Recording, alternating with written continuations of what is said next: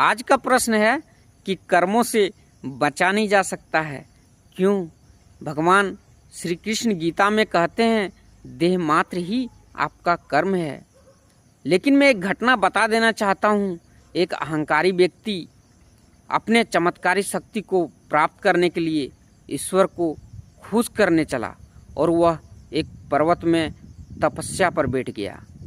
उन्होंने अपने रोजमर्रा के जिंदगी के सारे कर्मों को त्याग दिया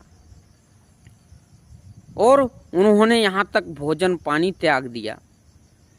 और बहुत दिनों के बाद उनके तन में कपड़े तक नहीं बचे और जब कई वर्ष गुजर गए तो ईश्वर प्रकट नहीं हुए। फिर उन्होंने सोचा कि ईश्वर को खुश करने के लिए और कर्म को त्यागना पड़ेगा। फिर उन्होंने अपने श्वासों को भी त्याग दिया, सांस लेने बंद कर दिया।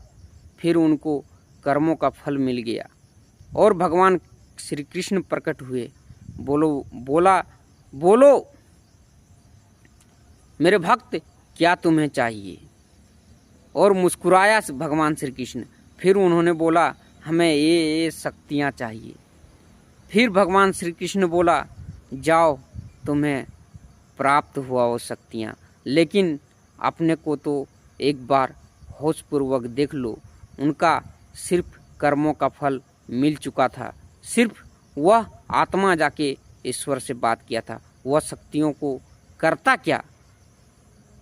जब उनके पास देह नहीं है तो वह शक्तियों को क्या करेगा? तो इस प्रकार देह मिलने मात्र ही कर्म है। आपका श्वास तक ही कर्म है, श्वास भी कर्म है, चलना फिरना भी कर्म है और दुनिया की सारी व्यवस्था ही कर्म है। तुम्हारा क्रिया सोचना तक कर्म है। तो यह देह मात्र कर्म है। कर्म दो प्रकार के होते हैं, एक संचित कर्म और दूसरा प्रारब्ध कर्म।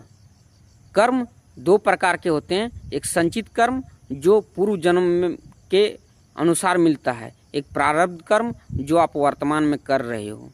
संचित कर्म जो होते हैं वह तुम्हारा वर्तमान जीवन को आकार प्रदान करता है और जो प्रारब्ध कर्म होते हैं, जो वर्तमान कर्म होते हैं, वह तुम्हारा भविष्य के जीवन को आकार प्रदान करता है। लेकिन कर्मों से कोई नहीं बचा जा सकता। दुनिया में देह मात्र, आपका होना ही मात्र कर्म है। आपको कर्म से छुटकारा नहीं मिल सकता। इसलिए आप भक्ति मार्ग में चलो। जय श्री कृष्ण, जय श्री कृष्ण।